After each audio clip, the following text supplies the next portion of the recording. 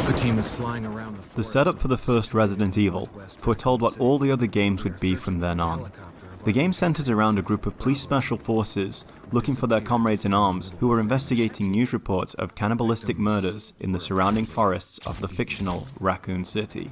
The search goes south when, upon finding their teammates' crashed helicopter, they're set upon by a pack of rabid dogs that for some reason don't seem to notice when they've been shot full of lead.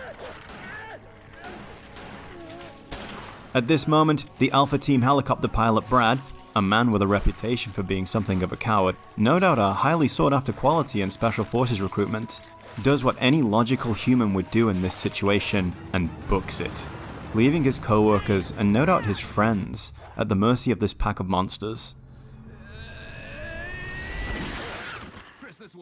The team fall back into the nearby Spencer Mansion, and upon hearing gunfire not far from their location, they decide that the best thing to do is copy every Scooby-Doo episode and split up to go and investigate.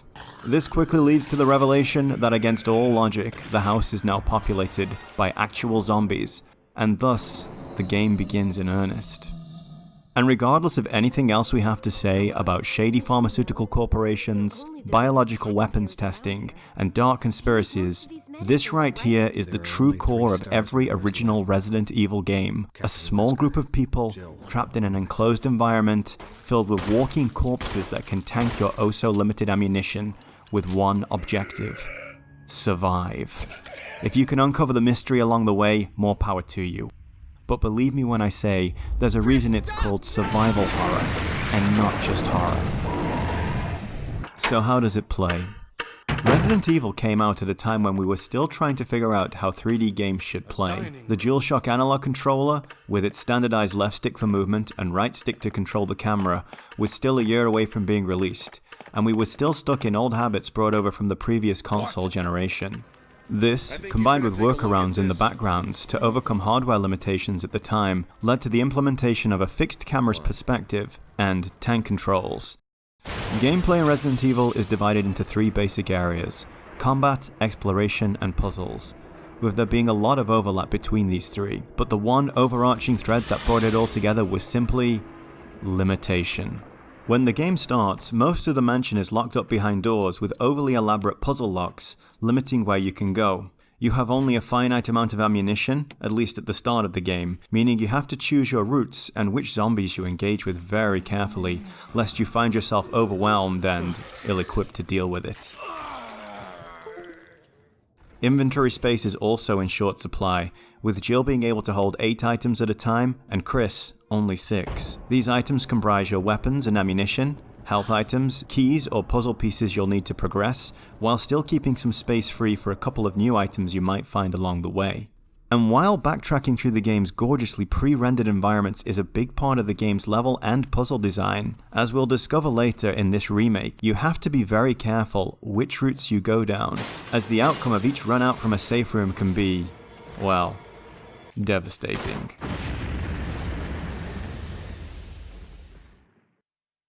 Combat, likewise, is its own puzzle. Limited ammunition and the way zombies can tank bullets leave you weighing heavily each choice to stand and fight versus trying to weave around the creature and risk getting grabbed and attacked, thus forcing you to expend one of your limited health items, while also keeping the monster alive for you to deal with the next time you need to come this way. Though in the remake, the more powerful zombies are offset by the introduction of defensive weapons that, blissfully, don't take up any space in your inventory and can be used to fend off the advances of any zombie in a pinch. Your weapon loadout is also a big decision. Handgun rounds are the most plentiful in the game, but short of a critical hit, zombies can soak up a ton of these before finally being put down for good, while the shotgun has much more stopping power and can land headshots at close range. Most of the time. In the original game, point the shotgun up, let the zombies put their chin on the barrel before pulling the trigger was an instant kill. However, this ability has been nerfed somewhat, failing to decapitate zombies every now and then, thus adding to their danger level. So while it is a much more potent option, ammunition is much more scarce, and you often find yourself wondering if you'll need it for something big later. Healing items likewise are in short supply, at first anyway, and take the form of medical sprays that can heal all your wounds, or herbs of different colours that can be mixed to strengthen and combine their different effects. And while even standard zombies in this version of the game can dole out massive damage to the player, I always find I have far more healing items than I need by the time I take on the last boss. Saving is also limited through the use of a fun little saving system, requiring you to have an ink ribbon, which can be found in stacks of 3 scattered around the mansion, and a typewriter to record your data on, usually found in most safe rooms, along with item boxes. This cute little mechanic means that saving after every little milestone isn't really possible, and adds weight to your decision to engage in or run from combat, as dying could set you back up to an hour of gameplay depending on what kind of grade you're looking to achieve by the end. This is further compounded by the fact that certain puzzles have an instant death mechanic built into them, requiring you to think very carefully about when to save. The game's enemies come in several varieties, from shambling zombies and rabid dogs to agile lizard monsters and giant spiders. In the original game, dead zombies were dead, and once an area was clear, it was basically safe. At least until some major plot milestone altered the enemy layout of the mansion. However, in the remake, the developers came up with a couple of ways to keep the pressure on throughout most of the game. Firstly, dead zombies that weren't decapitated by a critical hit or shotgun blast to the head begin to undergo a second mutation, which will see them later reawakening as the much faster and more dangerous Crimson Head zombies, and these are not encounters you want to have with any frequency. To combat this, a hip flask and tanks of kerosene have been placed around the mansion to allow players to burn up down zombies and clear them out once and for all. In PS1 Resident Evil, escaping from zombies was as simple as running through a door or even down some stairs. However, there are several areas where creatures can chase you through doors, either forcing you to deal with them or leaving what could have been a previously safe area with a threat to contend with later. So you always feel like the pressure is on, and even the base zombies come to pose a real threat. The other half of Resident Evil is puzzles, and this is an area where I really have to praise Capcom for choosing style over realism. You see, Resident Evil is a game that knows it's a game. Now, just to be clear, I don't mean that there are any hilarious fourth wall breaking moments in there. What I mean is, realism gave way to making a fun and exciting experience. Certainly the remake tries to add a bit more context as to why a pharmaceutical company has its top secret state-of-the-art genetic engineering lab built into an old spooky mansion filled with death traps, elaborate puzzle locks, and rolling boulders that you literally have to Indiana Jones your way out of. But the real reason it's here is simply because game. Sure, it makes sense that a large mansion would have various different keys for different doors, but I'm wondering who, during a deadly viral outbreak, saw fit to go through the house, lock all the doors, reset all the booby traps, and leave all the keys in their obscure hiding places. It's completely absurd, as is being able to rotate massive areas of a cave with this simple hand crank. But it's damn fun, so it's simply better not to ask and enjoy the ride. While the puzzle locks in the remake do mimic most of those found in the original, they've been given enough of a facelift, with key items now being in different locations, and some new areas added to the house, so as to keep even serious veterans on their toes.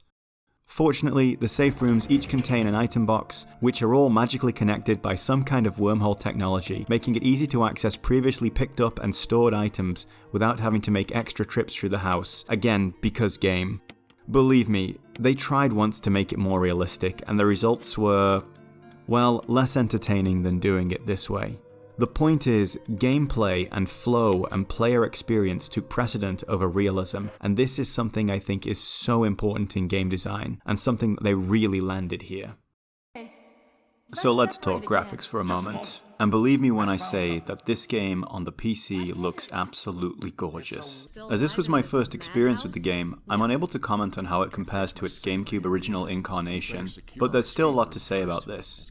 Not just for the game, but for the entire genre. Resident Evil famously used a technique called pre-rendered backgrounds to handle most of its scenery. That is to say, detailed environments with complex geometry, far beyond what the PlayStation could handle, would be modeled, textured, lit, and finally rendered into a still image. These static images would require only a fraction of the processing power needed by the full 3D environment, and by matching the in-game camera to the same perspective as the image, the 3D characters and objects that could be interacted with were made to seem like they were actually there in the environment. Well, mostly anyway. The limitation here was that the camera would have to be static, and while a small amount of directional movement may be possible, rotation was absolutely out of the question.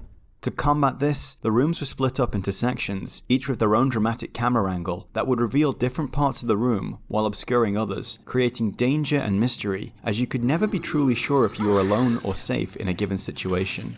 And I really have to stop and applaud this here. It's one of the truly wonderful things about early 3D gaming, how working around limitations in the hardware power actually became an integral and even iconic feature of the games, adding to both the atmosphere and charm of them. It's also the reason we absolutely did not need a remake of Final Fantasy VII, but that's another rant for another time.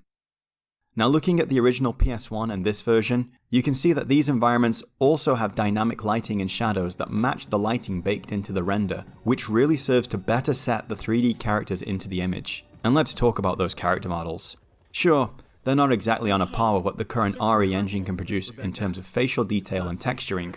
Honestly, what is? But they do look absolutely gorgeous, even if Chris does seem to have a bad case of facial paralysis. Using the pre-rendered background technique with modern PCs and consoles leaves a lot of room for character detail in terms of polygon density and texture size, giving us a crisp, clean look and really allowing these characters to come to life. So why don't we talk about our colourful cast of characters? The game has 2 playable protagonists, and while you have to unlock all the same doors and fight all the same bosses with either of them, there's enough difference in terms of story reveals, supporting cast and gameplay mechanics to make each run-through feel like quite a different experience. The protagonists are Series Chad, Chris Redfield, and Master of Unlocking, Jill Valentine, and depending on who you choose, you'll find yourself supported by either Barry Burton, aka Old Man with Beard, or Rebecca Chambers, Stars Bravo Team Medic, and series original waifu. Both characters will also work with Stars Alpha Team Commander Albert Wesker, but he's wearing sunglasses indoors on a stormy night. Do I need to say any more? Now, the official canon of the game implies that both Chris and Jill had their adventures at the same time in the mansion. However, depending on which character you choose, the other will be noticeable by their absence throughout the most of the game, only reappearing at the end if you get the good ending. So I have to preface what I'm about to say with a small disclaimer here. Chris is my favourite character in the series. So I did play through the game with him first and had several hours of fine-tuning my zombie dodging skills and figuring out where all the keys and puzzle pieces were before I ever picked up Jill's game. But Jill, to me at least, feels like easy mode. Her inventory has 2 extra slots. She can access both shotguns much easier and earlier in the game than Chris can. She has a lockpick which negates the need to find and carry small keys around with her. And she has backup for both the first giant snake boss battle and the Plant 42 battle. I actually didn't need to fire off a single shot to take this sucker down, and to top it all off, she has a grenade launcher, with a variety of different ammunition types. And you know, nothing says desperately outmatched by your enemies, like the ability to blow them up from great range. But if you're thinking this is because Jill is in some way a weaker character, well, you'd be sorely mistaken. In fact, when looked at in context, every one of the boons I just mentioned, apart from the grenade launcher, is in fact some sort of self-empowerment. She can pick locks because she took the time to master the skill and Chris didn't. She has extra inventory space because she remembered to strap on her belt pouches. She has backup against Yawn because she saves Richard's life and gets the assault shotgun from his body after he goes down in a blaze of glory. And she never had to fire a shot at Plant 42 because she's smart enough to mix chemicals that can damage its roots. And then of course there's Barry. This absolute unit kicks down more than one door on Jill's behalf. But if you think for one second that he's a knight in shining armor come to rescue her, well, it's complicated. Barry, you see, is at the core of the differences between Chris and Jill's story. There's a lot more dialogue between those two than between Chris and Rebecca, and quite a few more events, let's put it that way. Jill's game has a stronger focus on telling the story of the mansion, and I can see why maybe they dialed back on the difficulty a little bit to accommodate this. But enough about Jill. Let's move on to the man of the house. The Resident Evil Chad. The Tank. Let's talk about Chris. As mentioned earlier, Chris doesn't seem as sharp as Jill off the bat. No doubt he's got plenty to say about muscle protein synthesis and rep ranges to improve your barbell squat, but when it comes to more subtle things like picking locks or using a computer, well, Chris is a two-fingered typist. That being said, Chris moves faster, see the aforementioned squats, can tank more damage, and I recall in the PS1 game that he was also more likely to score critical hits with his pistol. And while at the time of writing I can't find anything saying this is the case in the remake, it certainly seems that way. Chris's story is very much one of isolation. Large parts of the game see Chris alone, just muddling through this with no one kicking down any doors on his behalf. When he finally encounters another living being in this nightmare, it's the STARS Bravo team medic Rebecca, a character who seems far too young and inexperienced to be working with special forces. Despite this, Chris seems quite comfortable leaving her alone in this madhouse, and only has to protect her once from a hunter at a pivotal moment in the game. Their interactions are brief, and they leave me wondering how this seemingly frail little girl is handling the situation so well. Fortunately, there's an entire game to explain that away, though it's a little odd that she fails to mention anything of those events to Chris when she meets him, almost like someone hacked that particular story in after the fact. Maybe it's just PTSD, or maybe I'm overthinking it. The point is, aside from that and a couple of extra interactions with Captain Wesker, Chris really is left to deal with this on his own. And it's a dark and lonely experience going through the game as him, and also a damn sight harder at times too. And what discussion of Resident Evil would be complete without touching on the voice acting? The PS1 original is famous for how awful both the script and voices were, but that really just means it's a product of its time. Video games were only just growing out of being a thing for kids, and becoming a category of entertainment that could tell stories on a par with any movie or book. And voice acting in games was something only really introduced in this generation anyway. It wouldn't be until 1999 when the incredible Legacy of Kain Soul Reaver would show us the true power of what good voice acting in games could offer in terms of storytelling. So voices, scripting, and good localization was just kind of an afterthought at this stage, leaving us with, well, this. Oh, Barry! That was too close. You were almost a Jill sandwich. You're right. And while the remake script and voice acting is a hell of a lot better than the originals, it's not quite what we would have expected on the GameCube. Let's put it that way. You killed them with your own dirty hands. So in case you haven't figured it out by now, Resident Evil Remake HD Remaster gets a massive recommendation from me. The game takes everything I loved about the original, a game which literally altered the course of my life, and brings it into the modern era, with updated visuals and gameplay to bring a whole new level of challenge and atmosphere to something so near and dear to me. It is a wonderful love letter to its fans, and a great way for new fans of the series who might be a little put off by the PS1's graphics to experience this story for themselves and see where it all started. Honestly, this remake is the best way to experience the original Resident Evil story. Sure, for me, born in the 80s, whose first console was an Atari 2600, there's always going to be a special place for the classic first game, and I'll no doubt find myself picking it up every now and then, and taking just one more trip through the mansion. But this remake takes everything I loved about the original, and just makes it better, so grab yourself a digital copy off Steam, or whatever network you dirty console gamers use instead. You can pick it up dirt cheap in any sale, and I promise, you won't regret it. If you're listening to this part right now, then thank you very much for making it to the end of the video. It really means a lot to me that you've taken the time to listen to what I have to say about these games, for no other reason than I put the content out there. I'm not exactly looking to make it as a YouTuber, although it sure would be wonderful if I could just talk about the games that I love and make money off it. But I'm just doing this for fun. That being said, it would be great if these videos could reach as large an audience as possible, just so I can get some validation for my work. And then at least that will inspire me to make more. So if you enjoyed this, then please feel free to leave a like, and if you want to subscribe, there's going to be at least 5 of these videos. And I would love to talk about some more games that affected my life after this. So we'll just see how it goes. But thank you very much.